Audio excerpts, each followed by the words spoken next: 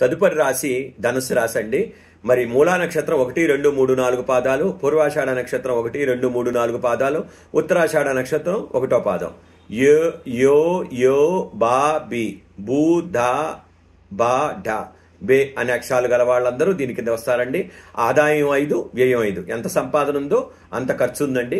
మరి అంతేకాకుండా రాజపూజ్యం 1, మరి అవమానం 5 అండి. పొగిడే వాళ్ళకంటే విమర్శించే వాళ్ళు ఎక్కువగా ఉన్నారు, చాలా జాగ్రత్తగా ఉండండి.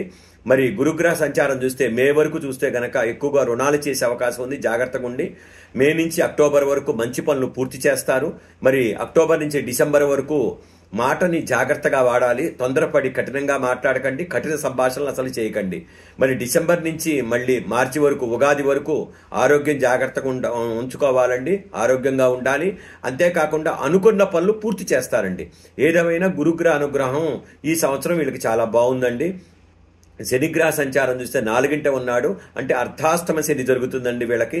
అర్ధాష్టమి శని జరగటం వల్ల అనారోగ్యం వచ్చే అవకాశాలు ఉన్నాయండి. స్థానచలనం ఎక్కువ ఉంది, కుటుంబంలో సమస్యలు ఏర్పడే అవకాశం ఉంది, తల్లితో విభేదాలు కలిగే అవకాశం ఉంది, కుటుంబ సభ్యుల మీద ఎక్కువగా వైరం వచ్చే అవకాశం బాగా కనిపిస్తుందండి. రాహుగ్రహ సంచారం చూస్తే మే వరకు గనక 4ంట ఉన్నాడు. స్త్రీలతో గొడవలు, ఇంటిలో మార్పు కనిపిస్తుందండి. మే నుంచి ఉగాది వరకు చూస్తే గనక సోదరులతో వైరం కలిగే అవకాశం ఉంది. కొత్త వ్యక్తులతో చాలా జాగ్రత్తగా ఉండాలండి. సుబ్రహ్మణ్య స్వామి ఆరాధన మంచిది. సుబ్రహ్మణ్య స్వామికి అభిషేకం, సుబ్రహ్మణ్యాష్టకం పారాయణం చేసుకోవాలి. కేతుగ్రహ సంచారం చూస్తే గనక మే వరకు వాయిదా పడిన పనులు పూర్తవుతాయండి.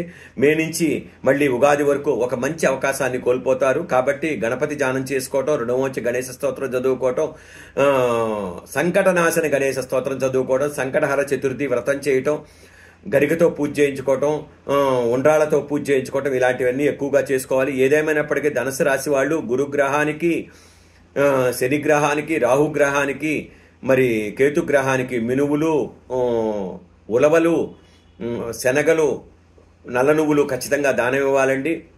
కాలభైరవుణ్ణి, సుబ్రహ్మణ్య స్వామిని, గణపతిని, దక్షిణామూర్తిని, దత్తాత్రేయుని ఖచ్చితంగా ధ్యానం చేస్తే చాలా బాగుంటుంది. స్వస్తి.